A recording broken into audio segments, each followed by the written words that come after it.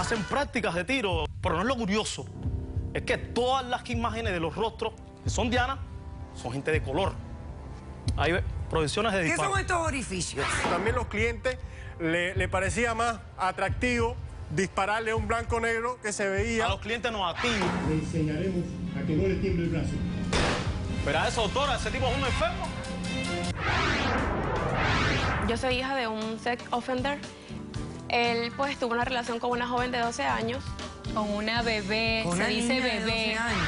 Protejamos a nuestros hijos, evitemos que más depredadores continúen mudándose a nuestro vecindario. Éramos amigas, ella iba a mi casa, íbamos de compras. Hasta que llegó tu papá, Ok, te parece pero si poco, no he hecho tengo nada. niñas. Reporto cada 15 días Con esa cara de víctima, ¿Qué hacemos con estas personas? no es mi problema. Mira cómo vengo. Poniendo mis raíces. No me importa tu raza o tu sexo, ¿para qué hablar de eso? Y ni de dónde vengas. En el momento en que te haga falta y que tengas un problema y no veas el final del túnel, la luz que te alumbra y te ayuda a salir del dilema. Ese es mi lema. What's up, baby? Aquí siempre, aquí haciendo. Si tú estás triste y acongojado, el derechito a caso cerrado. Ay. En caso cerrado, problema arreglado. He dicho. Hay un refrán popular que dice, donde pongo el ojo, pongo la bala. Un cordial saludo y bienvenidos a Caso Cerrado. ¿De qué se tratará el primer caso de hoy? Con esa frase. Pues veamos. Señor director, que pasen los litigantes. Este hombre le gusta sembrar el odio. Me llenó la cabeza de huecos solo por mi color. En este país se está perdiendo la libertad de expresión. Porque si en vez de ser tiro al blanco fuera tiro al negro, se forma tremendo problema.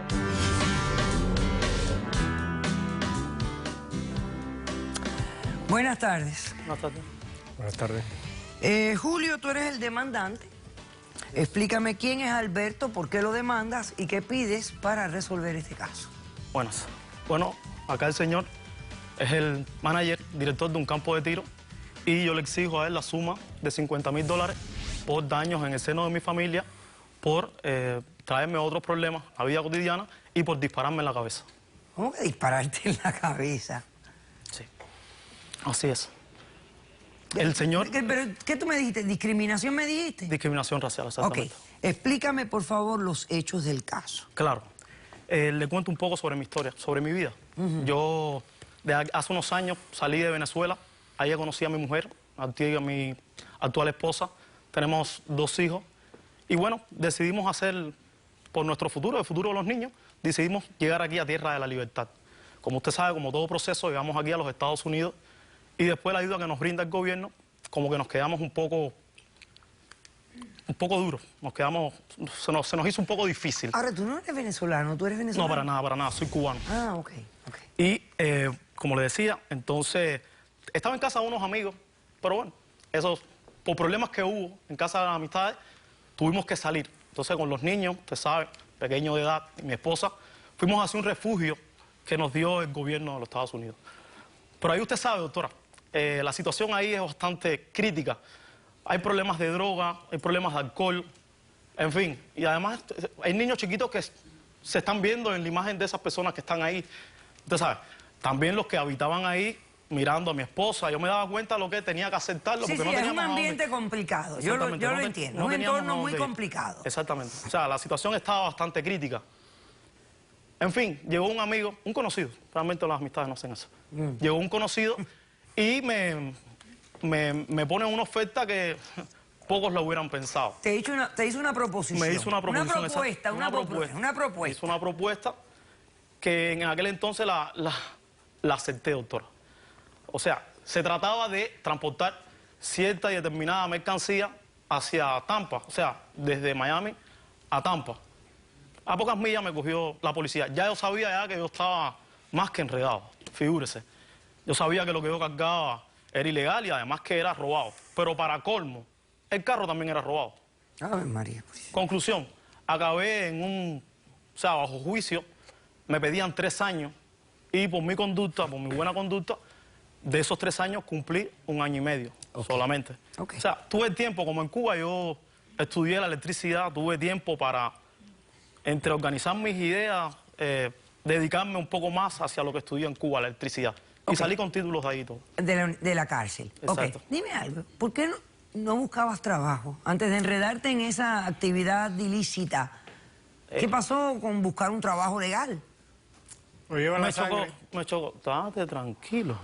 Me chocó también. Me chocó, doctora, porque se me hizo difícil, los contratistas no contrataban a personas de mi color. Porque tenían miedo que donde ellos trabajaran nosotros fuéramos a robar, fuéramos Dios mío, a secuestrar algo. Con estos conceptos en el año 2015 y un presidente negro. Y un presidente negro. Así mismo. Es increíble. Así mismo. Ok, Entonces, ¿qué pasó entonces? bueno, salí de prisión. Traté de enderezarme, a buscar trabajo. Y sí, empecé a trabajar. Pero un día llego a la casa, saliendo de mi trabajo, y encuentro a toda la familia, o sea, a mi esposa, a mis amigos y a mis 2 hijos en la sala. Como que, no sé, algo extraño, sentí algo extraño en ellos. Algo me llegó como padre. Veo que el más chico viene y me abraza por lo que es los pies y veo que el grande trae algo en la mano. Me llama mucho la curiosidad. El grande viene, se me para adelante con los ojos... Con los ojos aguados, doctora. Y me pregunta si yo era un criminal. Yo le digo, no, papito, ¿dónde tú sacas eso? Papá no es un criminal. Me pregunta, ¿por qué has estado tanto tiempo afuera, papi? Cuestiones de trabajo, mijo, tú sabes, mamá te contó. Y me dijo, no, tú eres un criminal, papá. Y aquí tengo la prueba. ¿Y qué prueba te dio? Bueno, yo la traigo aquí. Traigo lo que tenía el niño. Dame. Permiso. ¿Esto fue lo que te dio tu hijo? Sí. Ok. Bueno, ahí estamos viendo. Y bueno, esto es una foto tuya y aparentemente, pues... Ahí ve, proyecciones de disparo. ¿Qué son estos orificios? Bueno, aquí es donde empieza el dilema. Acá el señor, como le decía, es hermana de un campo de tiro y en su establecimiento hacen prácticas de tiro, o sea, la seguridad que ellos practican disparándole a dianas con rostros humanos. Pero no es lo curioso, es que todas las imágenes de los rostros que son dianas son gente de color. Esta fue la foto que te tomaron a ti cuando te arrestaron inicialmente. Exactamente, esa forma parte de mi pasado. Esa fue la foto que me tomaron cuando fui arrestado, juzgado y bueno. ¿Y cómo tu hijo consiguió esto? ¿De qué manera? Sí, ellos fueron con mis 2 bebés, que siempre han sido amantes de las películas de acción y todo ese tipo de serie de cosas. Fueron con el padrino hacia el campo de tiro a hacer prácticas de disparo. Ajá. Y... ahí se tropezan con esto. Tropezaron con esto. Algo como eso. Déjame hacer un corto receso. A la vuelta terminamos a hablar contigo y Alberto responde a la demanda. Regresamos enseguida.